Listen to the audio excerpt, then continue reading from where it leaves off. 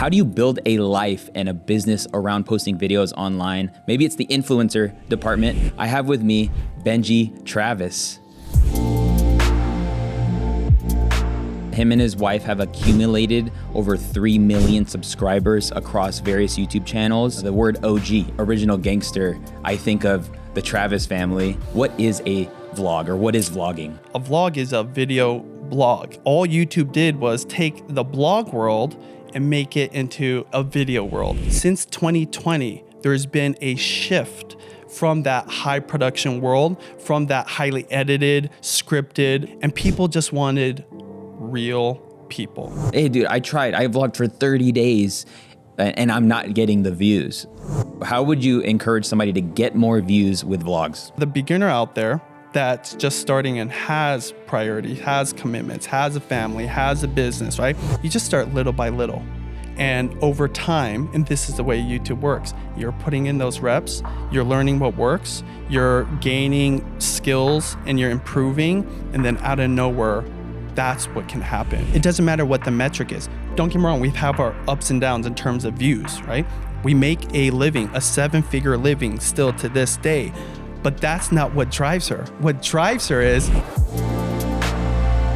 Dude, I'm glad you're here. What's going on? It's good to be on the other side, because how many times did you see me having to do the intro on all my videos? Yeah. Dude, I mean, literally, I'm staring at you and dozens. Now, I'm staring at you right now, but you were staring at me all those years. So congratulations, by the way. This is amazing. Honored to be here, and I'm pumped. I'm so excited to get into this conversation because there is so much opportunity now. And what's crazy is your career, you've spent over a decade posting videos online, showing your families and all the growth. And you've built like this fan base. It's incredible, but anyone can do this. Oh, 100%. And I do want to see how, I want to break down some of why can somebody just start and go out there. But could you talk about a little bit, maybe define what a vlog is? Because this is something you're hopped up on right now, which most people, they have a preconceived definition of it. So what is a vlog, or what is vlogging?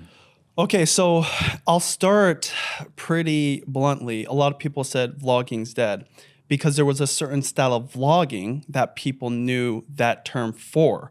And it was the jump cuts, it was all edited, and it became highly produced. There's these personalities doing extreme things. Even family channels started getting kind of crazy.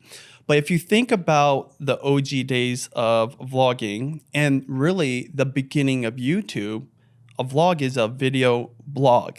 What's a blog? A blog is just some written form of work, focus on some niche, some topic, some hobby, some passion, some thoughts.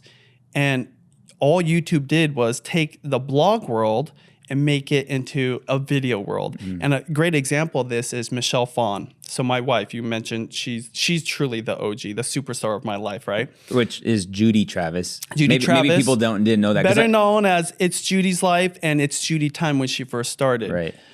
Michelle Phan was the OG of the makeup world. A lot of people don't know this, but her first video was a request from her blog readers. And she thought, wow, people want to get a video version of me? She thought that was kind of awkward. It's like, I guess I'll try it. She uploaded one of the first makeup looks on YouTube, but posted it on her blog site. So she was just using YouTube as a platform, really as a tool to bring video to her blog. And that's how everything started. In fact, in the early days, you probably don't even know this, a lot of the early creators were bloggers. So a vlog is just a video blog, and vlogger took the form of an extended version of those video blogs. And then that's how you got the term vlogger. Think about the diversity in vloggers. So Judy, myself, family vloggers, we started out with no family. It was just the two of us, really, dating. And then we got married, and then we had kids. Then you have Casey Neistat doing all the crazy stuff. Would you say he messed that up then? No. Because he kind of kept it pretty simple, but he definitely added a flair. Actually, no one messed it up. Okay. It's the natural evolution of anything successful, because this is what happens.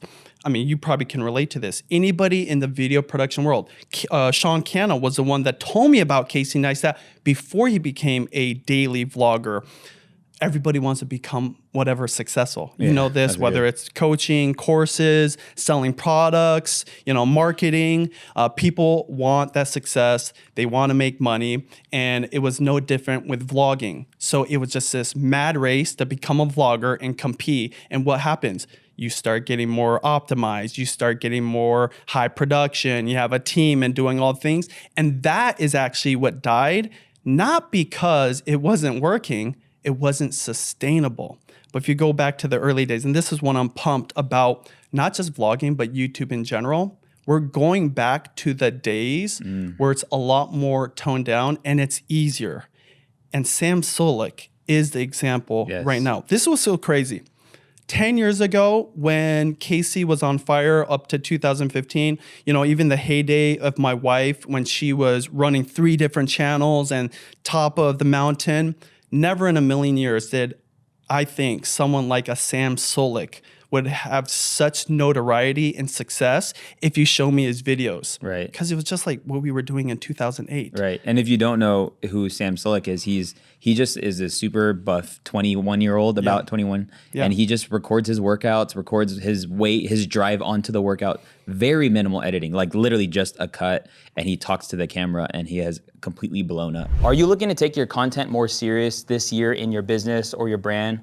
Or maybe you're looking to figure out better ways that you can monetize the content that you're putting out to convert your viewers into customers and all those various things. Well, I'm excited to announce my next challenge is coming up, the Content to Cash Challenge. We're gonna be breaking down everything you need to know to make sure that you crush content this year. No more uploading videos and crossing your fingers. That's not a strategy. And I'm gonna be giving you the mindset, the tool set, and the skill set needed to kill it this year, both on YouTube and on vertical platforms like Instagram, TikTok, and things like that. So I would encourage you to jump into the challenge. And if you get a VIP ticket, I'm gonna be doing live Q&A every single day of the challenge. So I'll get your personalized questions answered on these Zoom calls, and I'd love to see you there. Jump in. The link is in the description and in the show notes. Let's get back into the combo. Totally. And there's some secrets in there that he might not even realize is why they're watching. But the point is, if you compare it to any kind of high production, he's a one-man solopreneur. Yeah. Like he doesn't have a team. He might have people behind the scenes. I don't know. But what I see, anybody can replicate, and you say this often, with your phone. With the phone, you don't even need the microphone. He uses a fancy microphone. I know He clips it onto his hat. Totally. Yeah. You see a lot of kids buying it, right? You don't even need that. You literally just need your phone because the phone has come so far away. And the reason I bring him up is because a lot of people do know of him. There's been a lot of videos of him. You see a lot of short form content that he doesn't even put out. It's other people putting out his content. Because when you have a 30, 45, 60-minute video, there's a lot of content there. You know this from podcasts. But what's exciting is he's not the only one. Since 2020, there's been a shift from that high production world, from that highly edited, scripted, produced world that got almost to the point kind of cringy to people because it took it to the extreme. And people just wanted real people. They wanted the kind of content that they connect with. One of my favorite examples in the food world is a guy named Kenji Lopez. Now, we're not friends. I don't really know him. But during the pandemic, in the midst of short form content creators blowing up and all kinds of, food channels, and I started in food on YouTube with my own channel, and it got super produced. You got chefs in there. He just put a GoPro on his forehead and just started cooking and didn't edit anything. So his videos, when I was watching, it was like 16-minute video just to teach how to cook chicken wings. I watched every single second. I watched that video 2, 3, 4 times to learn how to do chicken wings. Now, he taught you a lot, and he actually has a blog post, by the way, how to make chicken wings without deep frying. The point is, I wasn't the only one. That video probably has 1 million+ views, on top of hundreds of GoPro-only, solo creator mode, no editing, from beginning to end type of content, video blog. slower, more casual, more connection. And that's what people want. And the reason I know this for a fact, views don't lie. YouTube promotes a thing that people want to watch because people are watching it. Yeah, I was talking with Shalene last week, and she was saying how probably YouTube and TikTok are the best algorithms to spot authenticity, relatability, and transparency. And it's weird how it just knows how to do that. And something I love about how Judy has built her, subscriber base and fan base, because Judy would be considered a beauty vlogger, and you could fill in, like, I guess Sam Sulek is like a fitness vlogger, but is that she is very approachable. I think obviously like the heritage, being Filipino American, but she isn't this like what you would think beauty models type look. Like, she just was the mom. I'm going to show you how to make makeup using Target. And I love the story that you say, like, she just stacked shoe. She didn't have a tripod originally. She just stacked shoe boxes and then rested the camera up top. Like, there is just something about this rawness that people are really attracted to right now. They want it again. In fact, it's funny. I don't know if this is too much information for your viewers, but you started the day off with kind of vlog type of footage. You walked in the door and say, "Hey guys, I got some special guests in." That wasn't highly produced. There was no light. You had the fancy little microphone, right? I wasn't, not even. I was just using the phone. Super. Oh, the phone? Yeah. So that's my point. Why are you doing that? See, one thing I really respect about you, Omar, is you have an instinct not only about camera equipment, but about the audience. You know that even though there's a place for a high production, right? And like this interview you probably have one of the best interview setups. You're like the pro. You used to shoot me and Sean for video influencers. But you understand that there's something different about that vlog style content, that even though the old style of vlogging is dead, there's this new style of vlogging that's just going back to the OG days of YouTube. So I talk about the new way to YouTube. And vlogging is a term I would use because people can relate to it. And if you think about just vlogging in general, going back to how my wife started, it's way easier. And it's accessible to anybody, including a big buff dude that doesn't know anything about editing, that literally has probably a tripod camera holder, and he's like pumping iron, and in between he's like, "Oh, okay guys, that kind of hurt." I had this random thought today, and I think the reason the cable machine, talking about just whatever. Yeah. There's one other thing I want to mention about vlogs. It lets you get deeper into your obsession. So highly produced videos. My wife was the one that taught me to do short videos teaching about different recipes. But if you love food and you're obsessed with ingredients and techniques, that's why I watched a 16-minute version of a video that could be 3 minutes, because I'm obsessed with it. You're obsessed with camera equipment, with production, with the whole world around video. So you probably have watched long-form content. How many people are listening to podcasts right now? A ton. And are they listening to 5 minutes, 10 minutes, or 2 and 3 hours? Dude, the Cat Williams joint was almost 3 hours. It has like 30 million views. Those are really easy to replicate, but what's fun about the YouTube style of vlogging, where it's run and gun, where you're using your phone, it's more real. It's even more authentic because you're bringing them into your kitchen, into your studio, into the place you work, around the thing you're obsessed about. What's happening is long form podcast, vlog style content is being combined in the new style of vlogging with some special tips and tricks that we've learned in the last decade about how to optimize for getting views on YouTube. And that's what's happening with people like Sam Sulek. And that's why I'm excited about 2024 and what's happening, because anybody can execute that themselves, even if they're a beginner. That's really good. So yeah, so I hope at this point people know that it is accessible. We know, like, you have your phone, just start making videos. But can you speak to the person? Because there are people who give it a shot. And by give it a shot, like a valiant effort. Hey, dude, I tried. I vlogged for 30 days and I'm not getting the views. How would you encourage somebody to get more views with vlogs? So let's rewind to what vlogging used to be. My wife, Casey Neistat, all the famous vloggers before, there is one big thing about them that people forgot. They already built an audience. So they could just literally vlog themselves brushing their teeth, eating their breakfast, riding a skateboard. Of course, he was riding it and it's like a drone following him. So it's pretty epic. But still, he was just doing all kinds of random stuff and people are watching it. People want to replicate that. So they went out and brushed their teeth, cooked like a meal, rode a skateboard, did drone shots, and got no views. And that's what frustrated them, and that's what made them quit. The old style relied on an audience. The new style relies on best practices of YouTube, something very focused, right? You don't necessarily have to have a big audience. You already know this. You coach people.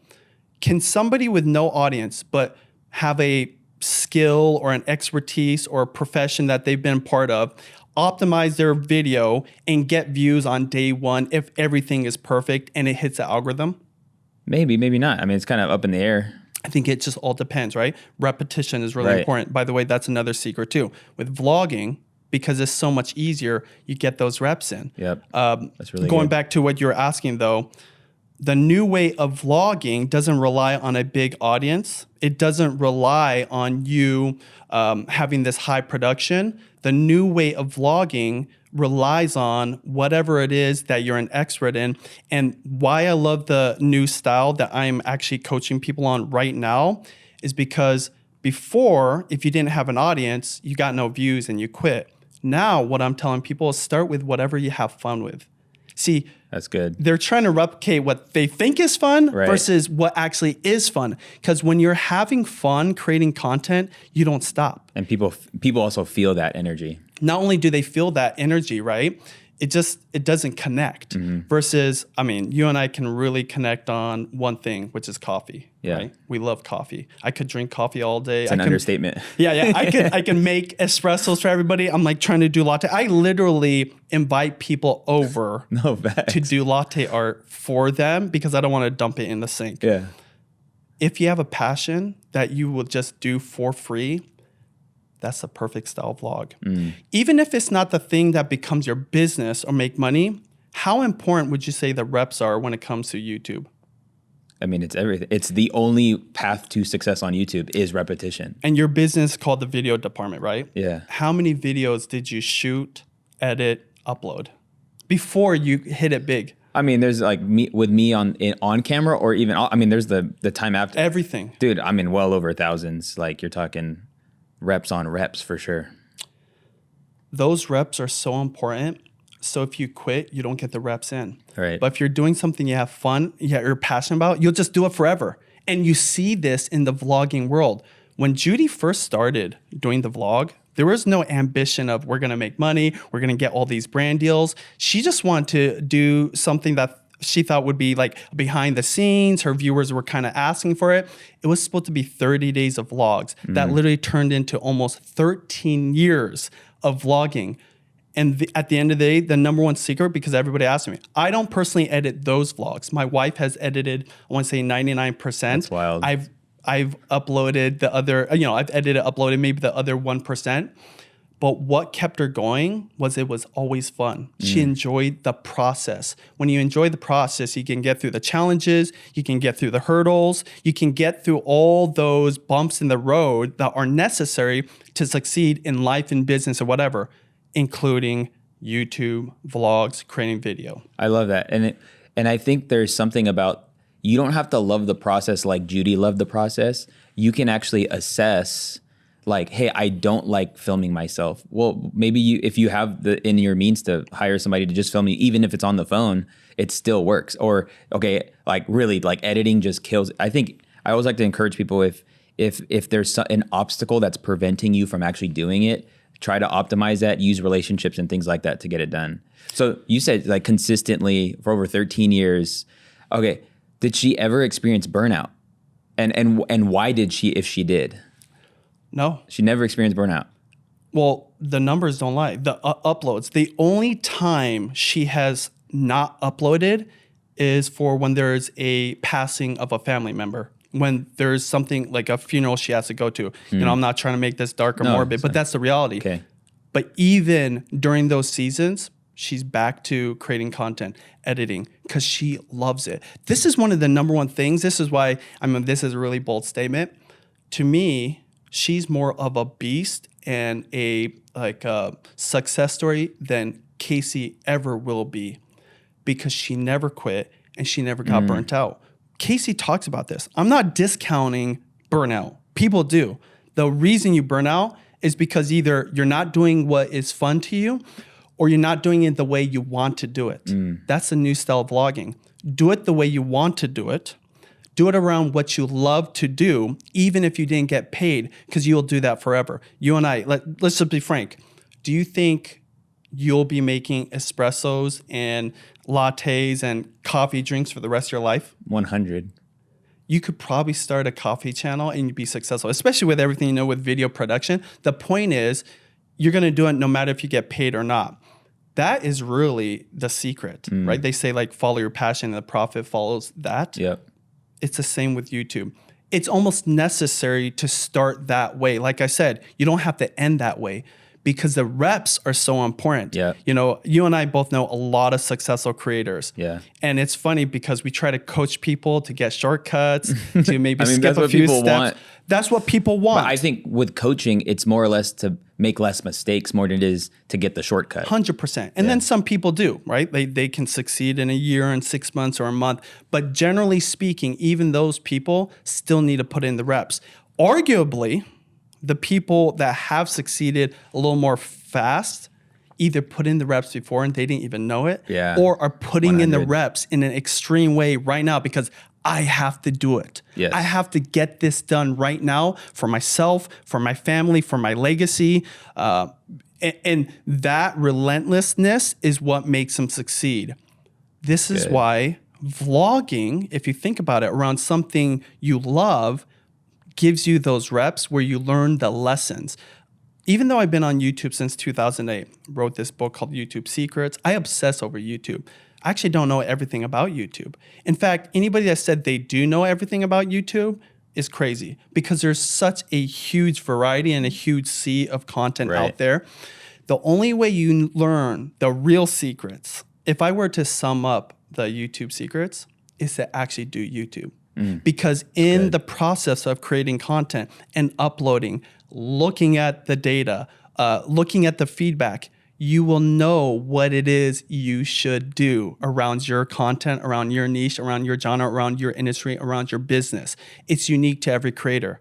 But if you don't put in the reps, you're not going to see all Right. that. And I think that's what people are robbing themselves from is the feedback, because people don't realize like, oh, YouTube's actually going to tell me like, you know, people aren't clicking on my videos. They're going to say, hey, this video is really good. Start making videos more like this. And it's when you're not putting in those uploads and you're not giving it consistently, then yes, you're not going to get that feedback. And so it's like a two-way double-edged sword that you're like killing yourself on. That might be extreme, but Yeah, for sure. I mean, this is one reason why I know for a fact one of the reasons you're successful is those thousands of uploads, not only for yourself, but for other people, for clients, you know, people that you work with. All those hundreds of videos that we filmed together, you were learning, you were going through the process. And what sustained you all those years, even though you weren't necessarily as successful as you are right now, did you love it or were you miserable? I enjoyed it. You enjoyed it. Yeah. See, I always say this. Everybody has to work hard. Everybody has to hustle. Everybody's going to have to go through some hard times. Would you rather be miserable through that or would you rather enjoy the process? It's pretty obvious. The way to do it is find whatever it is that you're passionate about and you start there, even if, like I said, where you end up is different. That's really good. And so, you And know, by the way, that's a long way of answering. That's why Judy hasn't burnt out. Yeah. That's why even in 2024, she is still editing. She's still uploading. Because I'll tell you a little story about her. When she was in high school, she loved writing in her diary, daily diary. She's just documenting her that's life. a good way of thinking about it. And then when she first started doing the daily vlog, it was an extended version of it. She was just doing the things she loved. You could almost say the physical diary was like a digital blog, you know, like it was like a blog. Yeah. And she made the video version of it. And that's why it doesn't matter what the metric is. Don't get me wrong, we have our ups and downs in terms of views, right? Yeah. We make a living, a 7-figure living still to this day. But that's not what drives her. What drives her is documenting her life. So good. So whatever that is for you, you need to start doing that. because it's going to be able to sustain you and potentially, and this is what's funny, you might be able to actually make a lot of money and make it your lifestyle, but you just haven't started. Have you ever wondered to yourself or asked yourself the question when you watch my content, how the heck does Omar's quality of video look and sound so dang crispy? It's literally the #1 question I get asked, whether it's privately in the DMs or people commenting on my videos on Instagram or even on YouTube. The reality is, I believe the quality of videos that I've been able to produce has been the recipe to my success online. And I want to give you access to my live document where I've listed out everything I use, both for the podcasts I create, to the YouTube videos I make, as well as to what I use for my smartphone to make it look and sound amazing. The reason I put it on a live doc is because I keep this document updated in real time with everything that I'm using. So just head over to thevideodep.co/crispy or just click the link down in the show notes. Let's get back to the conversation. Dude, I love that because like it might, like I teach content formats, and that's what vlogging is, a content format. And then you also have talking head video, you have live streaming, you have faceless now, you have, you know, what other ones do I teach? I teach like video podcasting as a content format.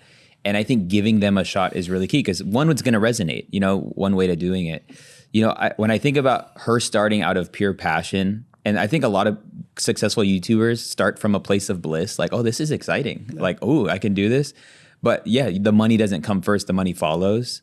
So what would you say was the first time you were like, oh, because you weren't making a living right out of the way. What were you guys doing at that time, by the way? Well, again, the old way of becoming a vlogger was we already had an audience, right? She had a makeup channel. I had my food channel. Before the makeup channel, what were you guys doing for work? Oh, shoot. I was working at a YMCA, you know, like at a rec center. Okay. I was also doing real estate kind of on the side.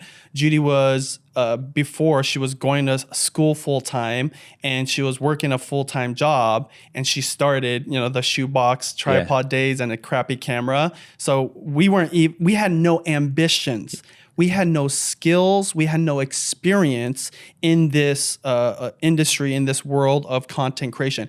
It wasn't even called content creation. Yeah. There was no label. There was no creator or YouTuber. It was just this weird thing that you would record yourself and upload. Those are the early vlogs. But that's how we started. Yeah. And that's why even today, that's actually a benefit to you if you're starting from zero, because you're not tainted by like, oh, I have to do it this way. Oh, I got to do what they're doing. There's no context and no history about that person. So don't take it too seriously if you're starting from zero, because we didn't take it very seriously in the very beginning. We like had fun with it. Do you remember the moment where you guys had that conversation of like, oh my goodness, this is going to change our lives? I did. It was the first time we had hit $16,000 a month. And it went from like... Dang, it took $16K, y'all. You bougie. No, I'm just kidding. Well, I'll tell you why that was significant. It was because we were making less than we could live on before that. And it was just out of nowhere. So 3 or 4 years into it, we weren't really making that much money, right? Dude, just 3 or 4 years into it. I hope that doesn't discourage people, but... Again, it goes back to the repetition. What is it? Well, not just the repetition, doing something that you love doing, right? At the time, it was makeup, it was beauty. For me, I was just supporting her. If you look at her old videos, it's my real estate hustle office with all my sticky notes and my books and everything. It was ugly, right? And she still loved doing it. Her lighting, by the way, this is a funny story. Her lighting was like different temperature light bulbs. It was all the different lamps in the house that I brought in, and I was like, okay, I got you good lighting. Like she'd go from green to like peach to like orange or whatever. And so, yeah, it was years of that. She got denied for the partner program in the era where you had to wait 6 months after getting denied. She got denied 3 times. Snap. Now, she was doing some brand deals. That was kind of like our early opportunities, but definitely not necessarily making enough to quit and go full time. It was a few years into it when we jumped from doing less than a full-time living to making $16,000 in a month. The reason I tell that story, and by the way, I've never talked about that before, you never know when it's going to hit. That's kind of the nature of social media, but especially YouTube. When it comes to videos, you've probably had this experience. you're uploading and there's a certain amount of views and, you know, you're optimizing, you're improving. You're like, okay, I see that works. I got more comments. This one kind of had a little bump. Maybe I'll try to do this, extend it. And then out of nowhere, something goes viral. Well, for us, that was that moment. And that was about 3 years into it. And I was like, honey, I think that we could both quit what we're doing and we could go all in. She's like, are you serious? It's like, look how much money we make. And I knew at that moment, because before I looked at YouTube as just this fun thing that she was passionate about. I'm going to support her. I never looked at it as a full-time opportunity kind of, you know, deal. And I said, okay, if they're paying you this much for what you're doing, imagine if we were to double your views, triple your views. Because she was doing this all while going to school, all while working a full-time job. So, well, she graduated, of course, and said, if you don't have your full-time job and you're putting all your hours into it. And the reason I say that is because for the beginner out there that's just starting and has priorities, has commitments, has a family, has a business, right? Has all kinds of things that they have to commit to and prioritize. You just start little by little. And over time, and this is the way YouTube works, you're putting in those reps, you're learning what works, you're gaining skills and you're improving. And then out of nowhere, that's what can happen. And it's happened so many times. And it isn't unique to that era where, you know, we were early in the game. It's still happening in 2024 in a much bigger way. And I mean, you know, there's people that make even more than that. In their first, you know, like go at it. Yeah. So you said that 16K was like a mixture of brand deals and AdSense. Yes. Collectively. So that's interesting that you knew. And by the way, this is so cool. You did a Beats by Dre. You got paid by Beats by Dre to do an ad. Yes. And this is before I think they even knew what they were necessarily connecting to. It's cringy when you look at that video because that would never go these days because of branding rules. Right. And guess what? Again, I was just having fun, right? I was wearing the headphones. I was doing laundry. Because, the thing that they want to promote is, what is it when you have no sound? Noise canceling? Yeah, it was an early version of noise canceling. So, you know, I wasn't being distracted by things and I was just climbing a tree. Literally, I was climbing a tree with it and like I being think you a used goof. the restroom. Right, yeah. And that was my first personal brand deal. The only reason she didn't do it is because she wasn't interested in that. But I was like, I love headphones. You know, I love electronics and Beats by Dre. That's pretty dope. So I took it on. It's funny you bring that up. Did you reach out to them or did they reach out to you? They reached out to me. Dang. Yeah. Okay, because like I know brand deals and I want to get into it. But like, for sure. It's like I think people know it's happening, but like I'm even right now in a season. You're helping me consulting and coaching, but like kind of working around because this is a really cool opportunity. Because what people don't realize is that creating videos, even out of passion, it could turn into it turns into a business. Yes. You're transacting something. Yeah.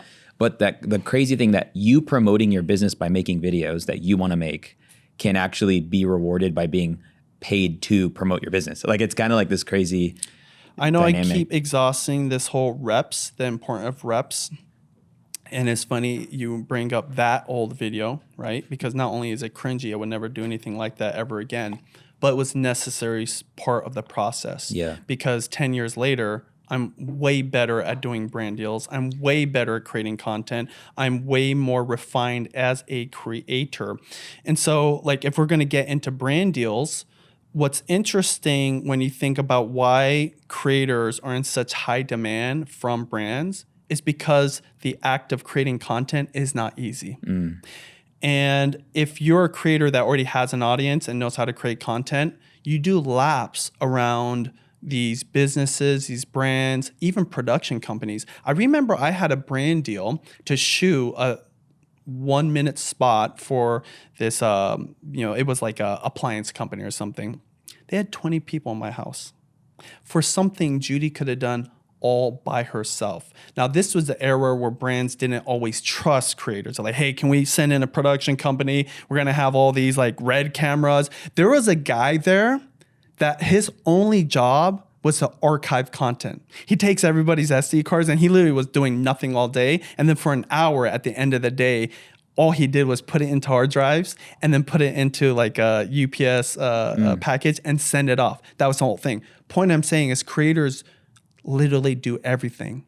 So the secret to brand deals is to know your skill as a content creator. Producing videos is so valuable because it would cost the brands so much to do it on their own, number one, because they don't know how to do it. And they might have to buy a camera and they get equipment. And then, they hire consultants and coaches. And then inevitably they might hire a production company. You as a creator are like an all-in-one solution. And it's always been like that since we started and got our first brand deals in 2008 and 2009, all the way to right now. Yes, there's some creators that have like leveled it up and have a team and do all that stuff, but there's plenty that are still doing it by themselves. And even with the high rates that they can charge are mind-blowing to the average person, especially somebody just starting out, it's still less than how much it would cost the brands. That's actually the beginning to understanding your value as a creator. So now we're getting into creators that maybe know how to create content, have created an audience, have been doing this for years. At what point you would say, what point would you say it's a good time to start seeking out brand deals though? When they start reaching out to you. Oh, okay. So in my first year of doing brand deals, right? We're saying like 2009, 2010-ish. That was the only time I ever reached out to brands. It was for my wedding, right? Judy's got 200 plus family members. I had 50, right? That's a big wedding we had to pay for. I was like, oh, dang, how am I going to afford this? Oh, another thing I didn't mention is I was completely broke. I was a real estate agent because I had lost all my money flipping houses. Oh, snap. It's like, how am I going to pay for this? And, they want kind of like a huge party and have fun. And, we could have done something, humble or somewhere, but it's like, we should make it grand and have, like enjoy everybody flying in. But it was 250 people that were going to come. So I was like, how are we going to pay for this? Well, I know that we can create content and I know that we've been reached out to brands or reached out from brands to do brand deals. I'll start cold calling. Like, literally, I was calling brands and asking for their digital content department. Oh, can I talk to your sponsorship people? Like before there was a term, now there are departments. Yeah. And so that was my first opportunity. Wow. But the rate. Did you use like LinkedIn? Like what did you use to like get a phone number? I would go to their website and I would get customer service. Dude, this is real hustle. And I just went through the whole process. That's okay. Sick. And I didn't even really have that much success in terms of numbers. I think for every 50 I called, I had one yes. And so we ultimately had like 5 or 8. So just do the math. That's like hundreds and hundreds. I never, ever pitched a brand ever since then. They always came to me. Now, I'm not saying that's for everybody, but you're talking our biggest deals, right? 5 figures, 6 figures, multiple 6-figure deals all came from brands approaching us. For us, that has been the format because it all starts with the content and with your audience. So as you have better content that people resonate with and you grow an audience, the brands want to work with you. Really, the question at that point is who you're going to work with.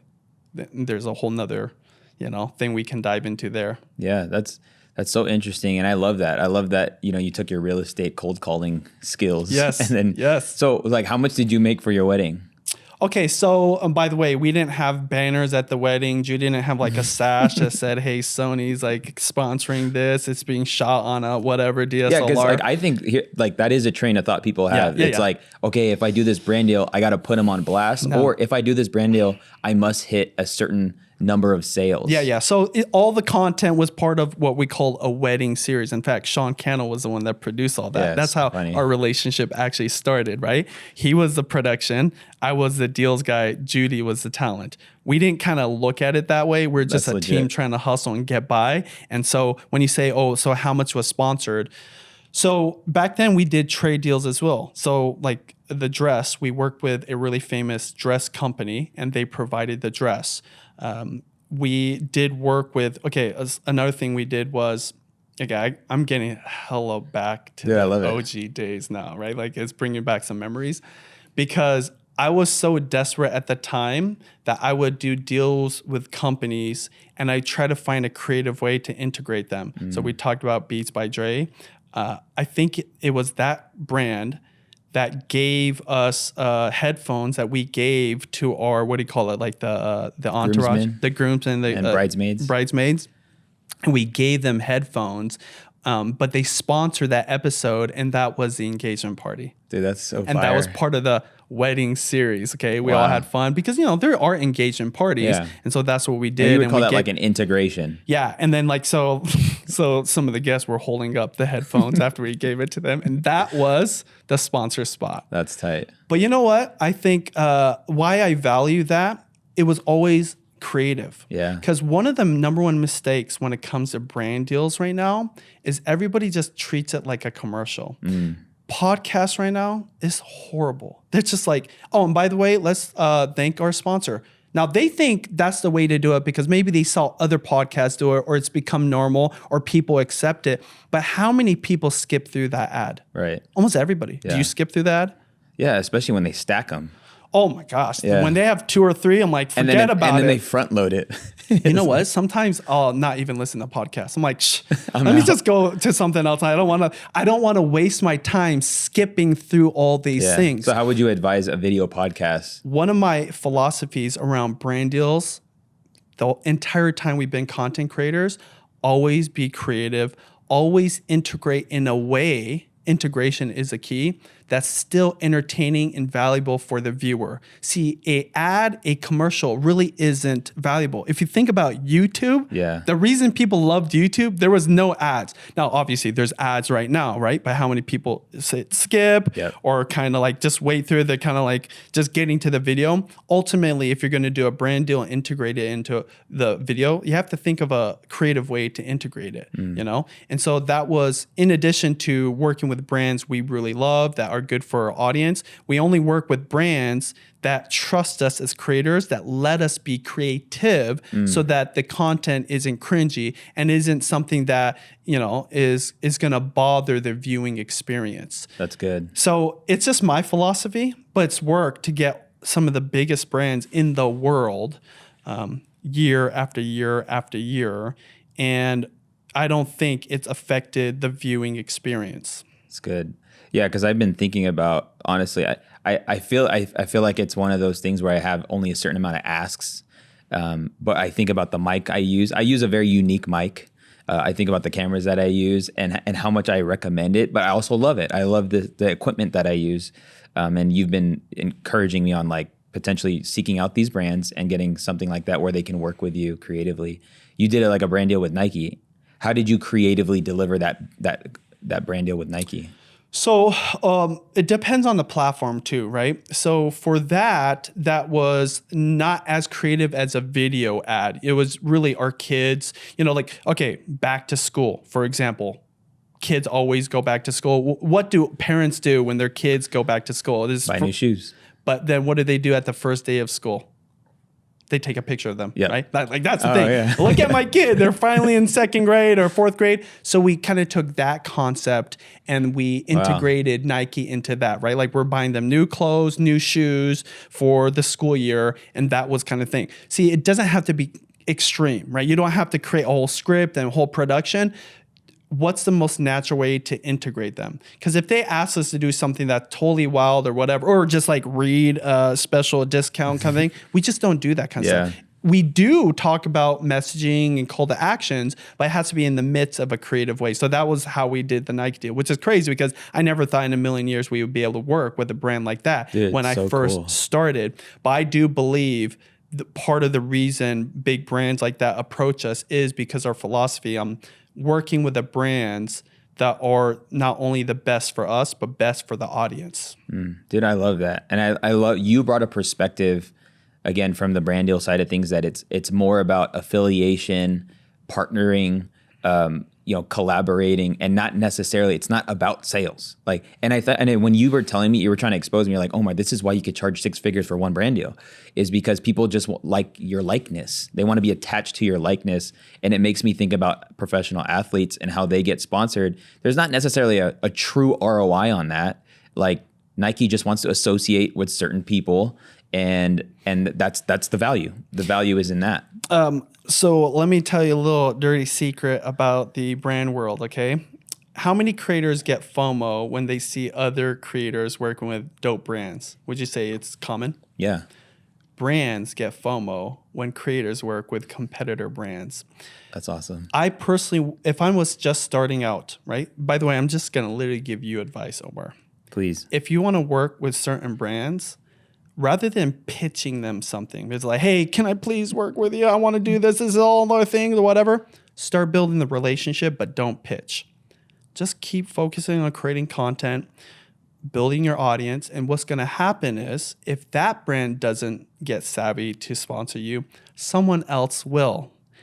And you can do one of two things. Take on that brand deal, right? And that relationship we have, guess what I do? I oftentimes like, hey, look at this. We just did it with this brand. What do you think about it? And I just kind of let them whatever. And guess what? The FOMO starts building up. They're like, hey, what can we do to potentially work with you next time?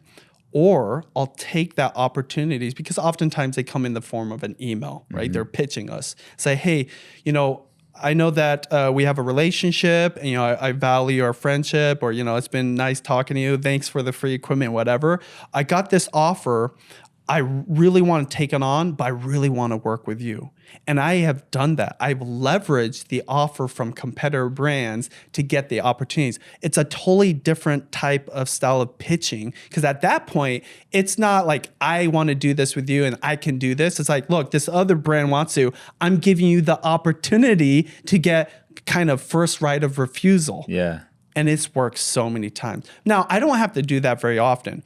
What happens is if you build the relationship, they start following you, they see your content, they're the ones that's usually going to work out. But this is why I'm not really big on pitching, because when you're pitched, way more leverage, and it gives you a better ability to charge more. Because when you're pitching them, it's like you're already asking them versus them asking you. That's the really dynamic good. Is totally different. Dude, I love that. And I think it's a really cool opportunity to see content creation, because like I help a lot of entrepreneurs, so usually they're sponsoring their own videos essentially. And so there is that I still got to run my business here, but I think the brand deal path is really cool because it can just allow you to focus on the content. And you can just, because like, the thing that happens in my brain is like, okay, this podcast will lead to me selling like a challenge, and this challenge I'll teach people a lot of free stuff, and then on that, at the end of the challenge, I'm gonna invite you into a more intimate, coaching and consulting. But I still got to run my coaching and consulting business. It would be cool in a day that I can literally just focus on the podcast, and like not even have to do a business. My business is the content, and I think that is. Those are the two ways that you can approach it, and sometimes find that hybrid. Honestly, I think you could find a cool hybrid, and maybe I feel like one of that day's coming close. But that is like the Mr. Beast way is like your content is your business versus a person who has a business behind it. It's like my videos is a means to me doing business. Yeah. And so, I'm going to tell you something that's going to be super contradicting to people I coach, okay, about brand deals. When I coach you on working with brands and getting brand deals and how much to charge, I don't want you to become an expert at brand deals. I just want you to be an expert at working with brand deals. I want you to be even better at creating content. Because again, the reason brands want to work with you and sponsor your video is because you have the audience, you know how to create the content, and you literally do laps around whatever they could do themselves, or production companies that take 20 people in a house to do something that literally one person could have done on their own on these platforms they use, YouTube, Instagram, Facebook, TikTok, all the things that people use. And so the reason I bring this up is so many people want to know, how do I get the brand deals? What do I say to them? If you are a creator that focus on your content and building a relationship with our audience, brand deals are just going to start coming your way. And of course, you could work with agencies and managers, or maybe, you start hiring people to reach out. But I'll tell you, in all the years that I've done all the most epic sponsorships and work with these amazing brands, I have rarely had to go out of my way to pitch, right? You know, I go to events and shake hands, network and build a relationship, get phone numbers and emails. But I am getting deals for both my wife and myself, not because I'm this brand expert, is because I know how to create content. And this kind of goes back to the beginning of the conversation, why I'm excited about vlogging, because if you know how to create content and you know how to build an audience, the opportunities follow. So good. I think something that you probably don't talk about often is your family life. And like, yes, it's a family vlog you guys do, but you have 5 kids, starting 5 basketball team. and you know, I commend the way you have lived your life. I know you live way below your means and like paid off cars you can, you know, and I don't know, I want some insight on how have you been able to stay so grounded even with the success, the notoriety. I know when you guys go out in public, like in the Philippines, it's like you get, you know, bombarded and even just generally like, how have you been able to do that? Well, definitely we're purposeful. We know that we could get nicer cars and build a bigger house, which by the way, now that I have 7 people plus my wife's dad, there's 8. House. We definitely need a bigger house, right? But we've lived in the same house, even with our business succeeding more and more and more. So staying grounded is really important to us just as a family. That's just a personal preference, right? It has nothing to do with YouTube or content or whatever. Secondly, there is a strategic side of it. I would rather invest in my business, grow my brand, travel the world, create better content, work with you or travel here than to spend it on things that, you know, maybe become a liability, you know, debt or whatever. So I always suggest to creators, even as you're succeeding, it doesn't always just go up and up and up. Sometimes it goes down and there's going to be volatility, right? There's going to be challenges, whatever. So having less debt, less bills, not overextending yourself is a strategy for your business to get over those hurdles. You just asked me, well, why didn't Judy burn out? We never had those moments where we were so stressed, we just had to stop. That's really good. And take a break. I love that. That's what's so crazy to me. Even to me, when I tell you that, I use this example actually all the time. Have you seen the movie Forrest Gump? Yes. And the running scene is literally my favorite one because he's wearing these Nike Cortezes and he's running. Those are the worst shoes ever to run in, right? That's an old story. But what does he do that's so impossible when he's running? What did he do? I don't know. Do you remember? No. He ran across the country. Oh, okay, yeah. But then he ran back across the country and he did that multiple times. And there's this scene at the very end when he's running and people finally they're like so amazed by him. They start running too and following him. And he had a crowd of 100 and he just stops in the middle of the desert. He turns around, he says, I'm kind of tired. I think I'm going to go home. And he walked through and everybody's kind of pissed. Like, what are we going to do, right? I've been waiting for that moment with Judy forever, and it hasn't. And it is these simple things that we've done that sustained us. We're doing something that we love, that we're passionate about. So whether it's difficult or we're succeeding or it's hard or it's easy, we just keep doing it. Secondly, we do live beneath our means. We aren't overextending ourselves. We're not trying to do more than we know we can handle, right? Even though I'm ambitious, she really tamps me down. And so that's helped us get through those hard times because a lot of creators burn out because of getting canceled or, they're not getting as many opportunities, it's too competitive. So again, Steady Freddy is partly about that. I think the third thing too is we understand that you always have to work hard. So what happens is people start getting smart. They want to scale. They want to get a team. They want to optimize and have all these systems. Well, what happens is there's somebody else willing to do more than you, right? Willing to put up way more content. So working hard never stops. It is kind of an unsexy thing because I don't want to work hard forever. Yeah. Well, I think working hard is necessary no matter what you're doing. Now, your role might change, right? You might be in a leadership position. So I think that's something that Judy and I realize because when we see people that have quick success, right? Or do really well, and then they start getting fancy, and then they start like how to get smarter and not work as hard. I think that's a good thing to do, but the working hard is where the magic is. Yeah. And so I told you I just started vlogging again on my food channel that was literally dead in the water, and I uploaded 30 plus videos in 30 days, right? 30 videos in 30 days. I've learned more in that 30 days than I have in the last 3 years. Wow. There's something about the reps. I keep saying it. I'm going to exhaust it till it's dead. Good.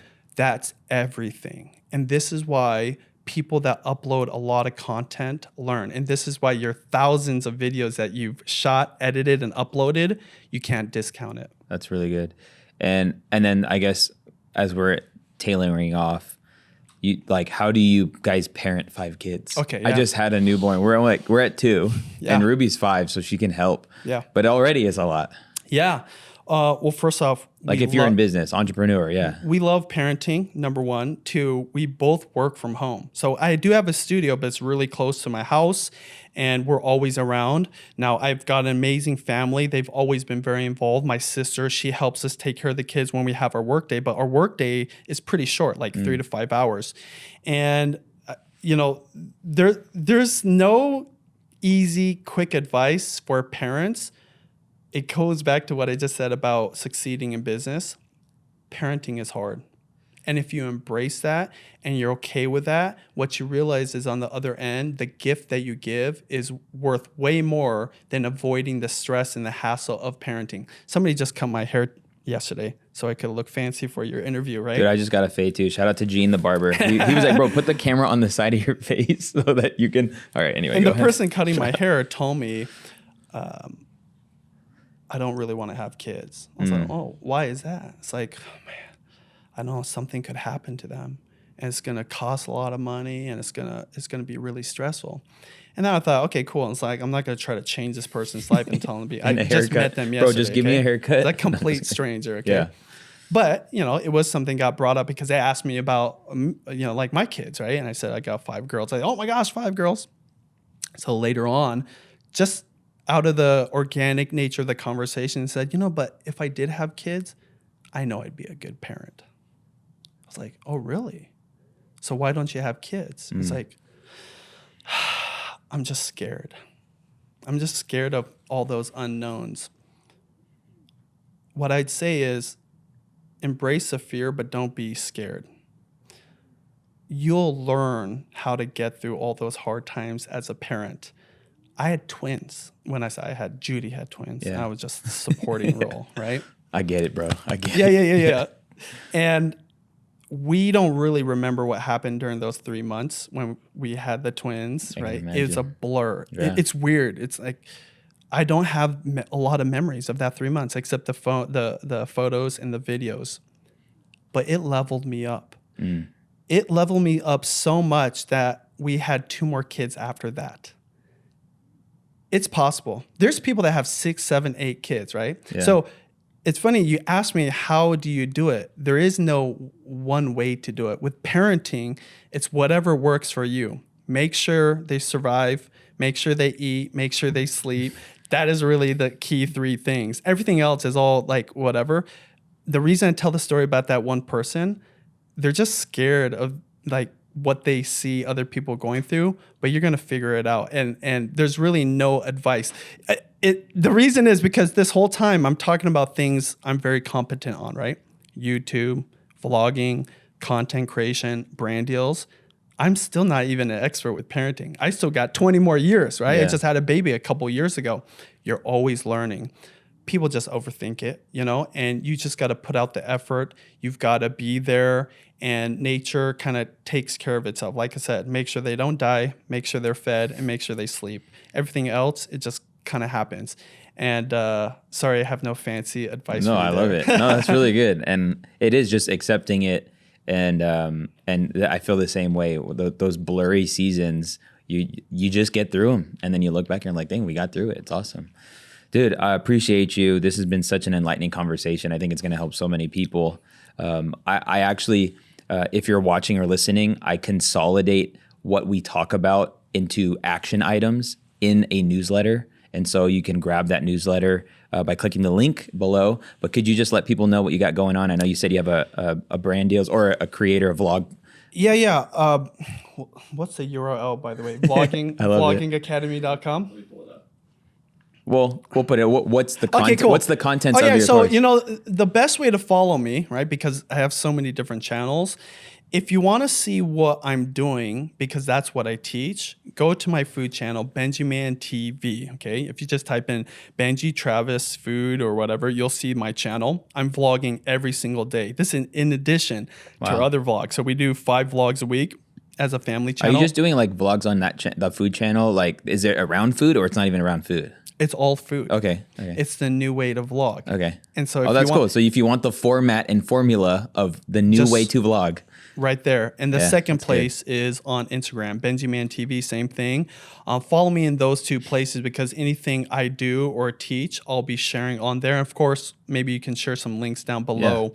But those are the 2 places because this old man, this Fogy, this grandpa of YouTube decided, all the things I've been coaching people for years, I want to actually get back into the ring and do. And that's why I'm pumped about this channel that I've brought back to life because I am actually making more revenue on that channel than I ever did before. Wow. I'm getting more views in a month time period than I ever did when I had, like a whole production and I was optimizing my videos. And that channel's growing again after 3 years of not uploading. That's awesome. And so go to that channel. Definitely put the link down below because, of course, I want to coach people and teach about it. But you can see what I'm doing and see the new style of vlogging. Even if you're just starting out, it's replicatable by a beginner. So good, dude. I appreciate you. Thanks for being on. We'll do maybe a part 2 with you and Judy. And I feel like that'll be a fire combo. Yeah.